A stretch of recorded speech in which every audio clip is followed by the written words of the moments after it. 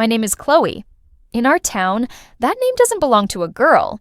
It belongs to a brand. I am the Iron Butterfly. That's what the local newspapers call me. I'm the girl who hasn't missed a podium in 5 years. I'm the girl whose face is on the billboard outside the community center, frozen in a mid-air tuck, smiling like gravity is just a suggestion. But that's the Chloe on the billboard. The real Chloe was currently standing in a kitchen that smelled like organic kale and floor wax, feeling her knees shake. "I can't do the fall invitational, Mom," I said. My voice was thin, like a wire stretched too far. "My stress fracture, the doctor said if I don't rest it, I could need surgery. I can't even sleep because of the throbbing." My mother didn't look up from the blender. She was measuring out scoops of pea protein with the precision of a chemist. She was still wearing her West Side Gymnastics tracksuit, her hair pulled back into a ponytail so tight it seemed to pull the skin of her forehead upwards. She wasn't just my mother. She was my head coach. "Pain is just information, Chloe," she said, her voice calm and clinical. "Your body is telling you that you're pushing. That's good. We can adjust the routine, take the pressure off the landing, but we aren't skipping the invitational. The scouts from UCLA will be there. This is your life we're talking about." "It's your life," I snapped. The blender stopped. The silence that followed was heavy, filled only with the hum of the refrigerator. "What did you say?" she asked, turning slowly. "It's your life, Mom. You're the one who wants the trophy in the display case. You're the one who talks to the reporters. I'm just the body that does the flips, and my body is breaking. I'm done. I want to quit." The word quit was a slur in our house. It was worse than any profanity. "You're tired," Mom said, her eyes narrowing. She stepped toward me, her coach persona fully engaged. "You're being emotional. You've worked too hard for 10 years to throw it away because of a little discomfort. We've invested everything into this. Do you know how much the private choreography cost? How much the travel costs?" "I don't care about the money," I shouted. Tears were stinging my eyes now, hot and angry. "I want to be a normal person. I want to go to a football game without worrying about my ankles. I want to eat a piece of pizza without you looking at me like I'm committing a crime." I turned to walk away, to get to my room, to lock the door, and just be for 5 minutes. "Don't you turn your back on me when I'm coaching you," she barked. She reached out to grab my shoulder, to pull me back, to force me to listen, to keep me in line. It wasn't a punch, it was a shove, born of a decade of frustration and the terrifying thought that her iron butterfly was flying away. I wasn't expecting it. I was already off balance, my bad leg giving way. The world went into slow motion, the way it does during a bad dismount. I saw the edge of the kitchen island, a sharp, brutal corner of white Carrara marble. It was the same island where we had sat for years, planning my path to gold. My hip hit first, then my shoulder, and then my head. There was a sound, a dull, sickening thud that felt like it vibrated through my teeth. The light in the kitchen didn't go out. It exploded into 1,000 white sparks. I felt the cold tile against my cheek. I heard a gasp, far away, like someone was drowning. "Chloe?" Her voice sounded different now. The coach was gone. The mother was back, but she sounded terrified. I tried to push myself up, but my arms felt like they were made of water. I could see her feet, her expensive athletic sneakers, rushing toward me. "Oh God, Chloe, get up, please get up." I looked up at her, my vision blurring. I saw the blood first. It was a bright, startling red against the white marble. It looked like spilled paint. I quit," I whispered. But as the darkness started to pull at the edges of my vision, I saw her face change again. The terror didn't vanish, but something else slid over it. A mask. The same mask she wore when a judge gave me a lower score than expected. She wasn't looking at my wound. She was looking at the door. She was checking to see if the neighbors had heard. "It's okay," she whispered, her hands shaking as she reached for her phone. "You just fainted. You've been working too hard. Everyone knows how hard you've been working. It was just the exhaustion." "No," I tried to say. "You pushed me."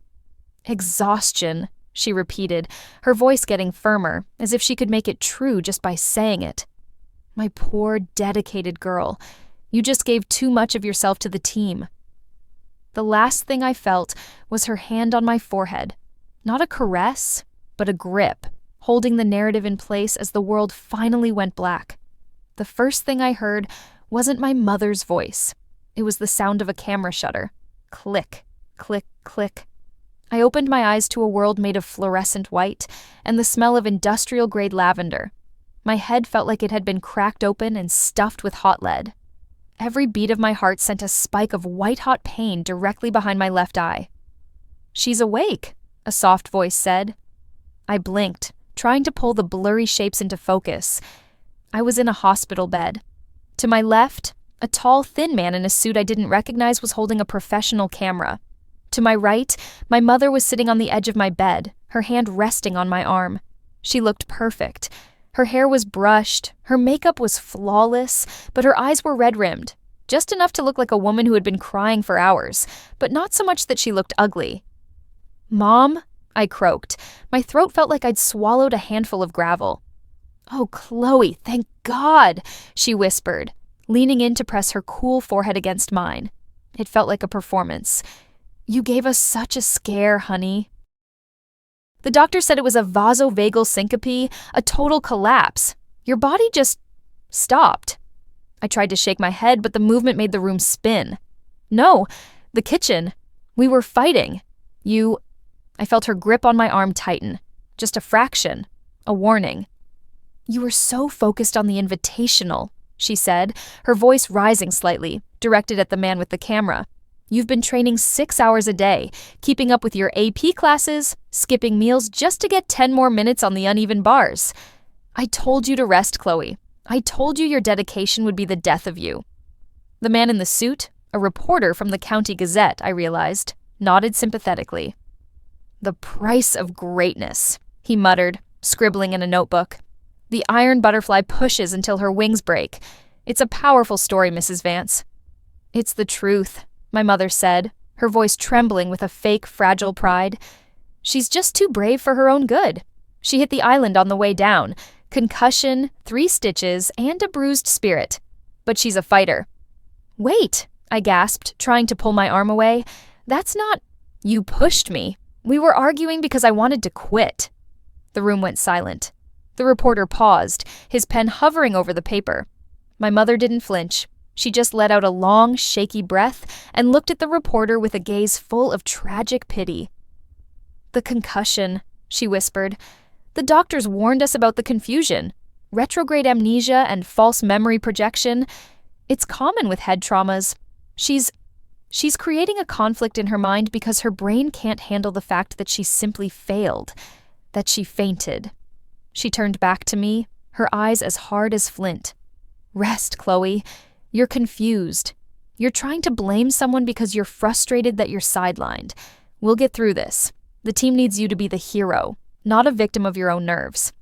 The reporter smiled at me, a patronizing, get-well-soon look. "Don't worry, Chloe. The whole town is rooting for you. My headline is already written. The butterfly fades, but only to regain her strength. It's going to be the lead story in the Sunday sports section." They walked toward the door. My mother paused, leaning back in to tuck me in. "If you say another word about pushing," she hissed into my ear, "the UCLA Scout calls will stop. The sponsorships for the gym will vanish. Do you want to be the girl who ruined the Westside Gymnastics program? Do you want to be the girl who destroyed your father's investment? Because if you're not the iron butterfly, Chloe, you're just a girl with a broken head and no future. Choose carefully." She squeezed my hand one last time, a pinch that left a red mark, and followed the reporter out. I lay there, staring at the ceiling. On the bedside table sat a massive bouquet of lilies and a stack of Get Well cards from the gym. "Rest up, champ. The team isn't the same without our leader. West Side pride." I felt like I was being buried alive under a mountain of flowers and Hallmark sentiments. I wasn't Chloe anymore. I was a monument to hard work and perseverance. I was a lie wrapped in a hospital gown.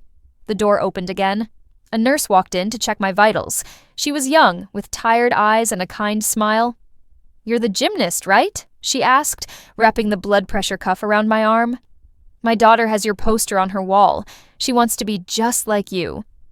I looked at her, my heart aching. "Does she want to be tired?" I asked. The nurse paused, looking at the monitor. "Your heart rate is a little high, honey. Try to relax. Your mom said you've been working yourself to the bone. You're lucky she was there to call the ambulance so fast." "She was there," I whispered, closing my eyes. She was the only one there. That was the trap. In the story my mother was telling, she was the savior, and in the story the world wanted to hear, I was the martyr. Nobody wanted to hear the story about the girl who was pushed because she finally whispered no. As the nurse left, I looked at the tray of food they'd left me, a cup of sugar-free Jell-O and a protein shake. Even in the hospital, the Iron Butterfly had a diet to maintain. I reached for my phone on the nightstand. I wanted to call my best friend, or my dad, or anyone, but my phone was gone. In its place was a sticky note in my mother's elegant, loopy handwriting. "Took your phone to clear out the notifications so you can rest. You need total digital detox for the concussion. Love, Mom/Coach." I was in the dark room. Not because the lights were off, but because the truth was being suffocated by the very people who were supposed to protect it. I lay back and waited for the headache to swallow me, listening to the muffled cheers of a high school football game coming from the stadium 3 blocks away. Everyone was cheering for a version of me that didn't exist. The homecoming wasn't a celebration. It was a photo shoot. When my father drove us into the driveway, there was a welcome home banner draped across the front porch, hand-painted by the girls at the gym. My mother made sure I was leaning on a crutch, even though I could walk, to emphasize the fragility of the recovery. She stood behind me, hands on my shoulders, as a neighbor snapped a photo for the neighborhood Facebook group. The butterfly is home, restoring her wings with a mother's love. Inside, the house felt like a museum dedicated to a girl I no longer liked. My trophies were polished, my old leotards were framed on the walls. It felt like I was living inside my own obituary. "Upstairs, Chloe. Bed rest," Mom commanded, her voice regaining that sharp, rhythmic coach's edge now that the public wasn't watching. "No screens, no light. Brain rest is vital if we're going to get you back on the beams by the end of the month." "The doctor said 6 weeks, Mom," I whispered, my head throbbing. "He said the concussion was grade 2. I have dizzy spells just standing up." "Doctors are paid to be cautious, Chloe. I'm paid to make you a champion. We have a timeline." She tucked me into bed, pulling the blackout curtains shut until the room was a tomb. For 3 days, I lived in that darkness. She brought me pre-portioned meals, steamed chicken, blanched spinach, and took away the tray before I could even ask for a piece of toast. I was a prisoner of optimal recovery. On the 4th night, the silence of the house became too loud. I needed to know what was happening. I needed to know if anyone had asked the real questions. I crept out of bed, my feet silent on the thick carpet. The hallway was dark, but a sliver of light spilled from my mother's home office downstairs. I moved like a ghost, hugging the wall, my heart hammering against my ribs. I heard the clacking of her keyboard, and then her voice. Low, urgent, and full of that business tone she used with sponsors. "No, I understand the concern," she was saying, "but the fainting incident has actually increased her profile. The struggling athlete angle is gold right now. People want to see the comeback. The viewership for the regional finals will double if we play the miraculous recovery card correctly." A pause. My mother laughed, a dry, cold sound. "Of course she's on board. Chloe knows what's at stake. I've already signed the digital addendum for the Pacific Sportswear deal. The first shoot is in 2 weeks. Just a few stills of her in the brace. Very vulnerable but determined. It's perfect." My breath hitched. The Pacific Sportswear deal. That was the national sponsorship I had told her I didn't want. It was a 3-year commitment. It meant 3 more years of her counting my calories and measuring my body fat with calipers. I waited until I heard her go into the kitchen to make tea. I slipped into the office. The room was cold. Her laptop was open, the screen glowing like a malevolent eye. I scrolled through her recent emails. The date on the signature was yesterday. 2 days after I had woken up in a hospital bed with a hole in my memory and a stitch in my scalp. My mother's signature was there as my legal guardian and manager. But below it, in the athlete's consent box, was a signature that looked like mine. It was shaky. The C was elongated, the E trailing off. It looked like the signature of someone who couldn't see straight. I remembered then. A flash of memory from the hospital. My mother leaning over me while I was floating in a haze of pain medication. "Just a medical release, honey. Just so the insurance covers the MRI. Just sign here, baby girl." She hadn't just lied about the fall, she had stolen my name while I was too broken to hold on to it. I looked at the contract terms. Athlete agrees to maintain a competition-ready physique. Failure to participate in scheduled events results in a 200% clawback of advance fees. She hadn't just signed my life away, she had bet our family's entire financial future on my ability to keep pretending.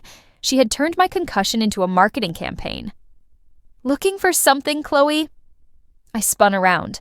My mother was standing in the doorway, a steaming mug in her hand. She wasn't angry. She looked disappointed, the way she looked when I missed a landing by an inch. "You forged my signature," I said, my voice trembling with a fury so cold it felt like ice in my veins. "I was drugged, Mom. I told you I wanted to quit." "You don't know what you want," she said, stepping into the room. She shut the laptop with a definitive snap. "You're 17. You're a child. You see a momentary setback. I see a legacy. That contract pays for this house. It pays for your father's retirement. It pays for your future." "It pays for your gym," I shouted. "It pays for you to be the mother of the butterfly. You didn't do this for me. You did this so you wouldn't have to admit your daughter is just a girl who's tired of being your trophy." "Careful, Chloe," she whispered, her voice dropping to a dangerous level. "The Iron Butterfly is a hero, but a girl who accuses her mother of assault and forgery, that girl is mentally unstable. That girl needs long-term residential treatment for her exhaustion-induced psychosis. Who do you think the town will believe? The coach who built the community, or the girl with the head injury who can't even remember how she fell?" She took a sip of her tea, watching me over the rim of the mug. "Go back to bed. We have a camera crew coming tomorrow for the home recovery segment. Smile. Look brave. Or I'll make sure the world knows just how unbalanced you've really become." I walked past her, my shoulder brushing hers. I didn't go back to bed. I went to the bathroom and locked the door. I looked at myself in the mirror. The Iron Butterfly looked back, pale, bruised, and trapped.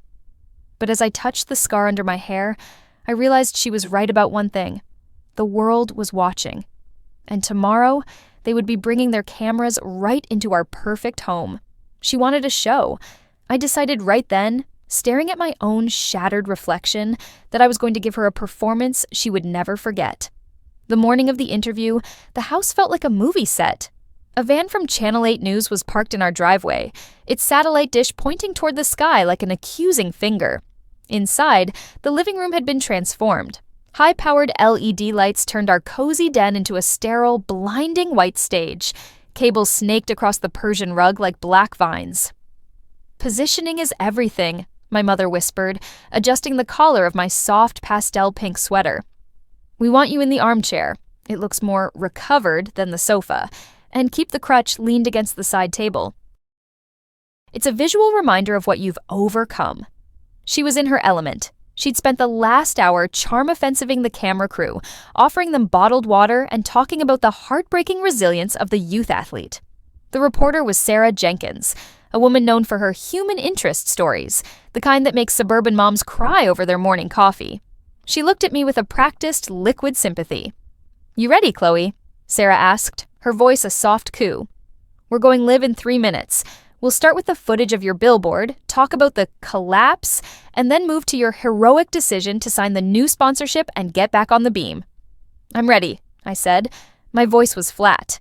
My mother took it for nerves. She squeezed my shoulder, a gesture that looked like affection to the cameras, but felt like a shackle to me. 30 seconds, the producer shouted. "Everyone clear the frame. Mom, you stand just off camera to the left. We'll bring you in for the final family segment." The red light on the camera flickered to life.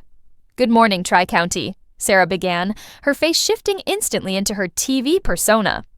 "We've all seen the headlines. We've all cheered for the Iron Butterfly. But a week ago, the world held its breath when our local Golden Girl collapsed in her home, a victim of the grueling pressure that comes with being the best. Today, we are invited into the Vance home for an exclusive look at her journey back to the top." The camera panned to me. I sat still, the lights making the sweat prickle at the back of my neck. "Chloe," Sarah leaned in, "the whole town saw the photos of you being carried into the ambulance. Your mother tells us you were so dedicated, so driven, that your body simply gave out. Looking back at that moment, what goes through your mind? This was it. The script was written. I was supposed to say, I just wanted to win for my team. I didn't realize I was pushing too hard, but I'm a fighter. I looked past Sarah. I looked directly into the black lens of the camera. I imagined the thousands of people watching, the girls at the gym, the scouts at UCLA, the neighbors who thought our house was perfect. What goes through my mind, I started, my voice clear and steady, is that I didn't faint. Sarah's smile faltered just for a millisecond. You mean, it felt more like a sudden blackout? The doctors mentioned the exhaustion. No, I interrupted. I heard my mother's breath hitch off camera. I could feel her eyes burning into the side of my face. I mean, I didn't faint at all. I was pushed. The air in the room seemed to vanish. The cameraman didn't move. Sarah's eyes widened, her professional mask cracking. Chloe, honey, my mother's voice came from the shadows, forced and shaky. The concussion, you're getting confused again. Sarah, maybe we should take a break. Don't cut the feed, I said, looking at the cameraman, unless you want to be the one who helps cover up a crime on live television. I reached into the pocket of my cardigan and pulled out my phone. I had managed to get it back from my mother's desk that morning while she was talking to the producer. I held it up to the camera. This is a PDF of a contract my mother signed yesterday, I said. She signed my name while I was in a hospital bed, recovering from a brain injury. She told the world I was a hero for working too hard, but the truth is, I told her I wanted to quit. I told her my body was breaking, and because I wouldn't be her iron butterfly anymore, she shoved me. Chloe, stop this instant! My mother stepped into the frame, her face no longer the supportive coach. It was the face I saw in the kitchen, twisted, desperate, and cold. She reached for my phone. I stood up, knocking the crutch away. It fell to the floor with a loud, hollow clack. She wants you to think I'm unstable, I said, stepping back from her. She'll tell you the head injury made me paranoid, but the only thing the injury did was make me realize that the butterfly isn't real. It's just a cage she built to keep her business running. Get out! My mother screamed at the camera crew. Turn it off. This is a private family matter. It stopped being private when you put my face on a billboard, Mom, I said. Sarah Jenkins looked like she had just witnessed a car crash, but she was a pro. She knew this was the biggest story of her career. She signaled the cameraman to keep rolling. I looked back at the lens. My name is Chloe Vance. I am not an athlete. I am not a brand. I am a 17-year-old girl who was told that her voice didn't matter as long as she kept winning. Well, I'm done winning. And I'm done being quiet. I reached up and pulled the bandage off my forehead, revealing the dark, jagged stitches and the bruised skin. I didn't hide it. I didn't cover it with pastel pink sweaters. This is what greatness actually looks like in this house, I said. The producer in the back was frantically talking into his headset. My mother was sobbing now, not out of grief, but out of the sheer, terrifying realization that the facade had finally, completely shattered. We're going to go to a commercial break, Sarah stammered, her voice breathless. But it was too late. The feed had been live. The clip was already being recorded by thousands of phones. The iron butterfly had just set her own wings on fire. The silence that followed the live broadcast was the most honest thing that had ever happened in our house. After the cameras were packed away and the news van rolled out of the driveway, the perfect home felt like a hollow shell. My mother retreated to her bedroom and locked the door. My father sat on the stairs, his head in his hands, finally forced to look at the wreckage of the family he thought he was protecting. But for me, it was the first time I could breathe. The fallout was swift. The clip of the interview went viral within hours. By the next morning, Pacific Sportswear had terminated the contract, not because of my instability, but because they couldn't be associated with a child abuse scandal. The UCLA scouts stopped calling. The Westside Gymnastics Gym, once the pride of the county, saw half its students withdraw in a single week. Reputation is a fragile thing. Once the glass is shattered, you can't glue it back together and call it a window. There was an investigation, of course. Statements were taken. Social services visited. Because I was 17, the legal path was complicated, but the outcome was clear. My mother was barred from coaching minors for 3 years and received 2 years of supervised probation. The coach was gone. But the biggest change wasn't in the courtroom. It was in the mirror. I didn't go back to gymnastics. I spent that first month just learning how to be a person who didn't have a schedule. I ate pizza. I slept until noon. I let my stress fracture heal properly, the dull ache in my leg finally fading into a memory. I moved out 6 months later, right after my 18th birthday. I took a job at a local library while I started classes at a university 3 states away, a school that didn't even have a gymnastics team. The last time I saw my mother was the day I packed my car. She stood in the doorway of the kitchen, the spot where it had all happened. She looked smaller. Without the iron butterfly to manage, she seemed to have lost her own shape. "I did it for you, Chloe," she said, her voice a ghost of its former strength. "I wanted you to have everything I didn't." "No, Mom," I said, putting my last box in the trunk. "You wanted to have everything through me. There's a difference." I didn't hate her anymore. Hate takes too much energy, and I needed all of mine for my own life.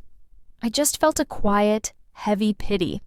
She had spent so long building a facade that she didn't know how to live in the ruins. Now, I live in a small apartment with a balcony that gets too much sun. There are no trophies on my shelves. Instead, there are books, half-finished sketches, and a pair of running shoes I use only when I feel like moving. Sometimes, I'll be at a grocery store or a cafe and someone will recognize me. They'll look at the faint, thin scar on my forehead and ask, "Are you the girl from the news? The gymnast?" I always smile, but I shake my head. "No," I tell them, "I'm just Chloe." If you're reading this, and you're living for someone else's dream, if you're the butterfly pinned to a board for everyone to admire, know this: you are allowed to break, you are allowed to fail, and you are allowed to tell the truth, even if it burns the world down. Because the sky is a lot clearer once the smoke clears, and for the first time in my life, I'm not flying for the judges. I'm just standing on my own 2 feet.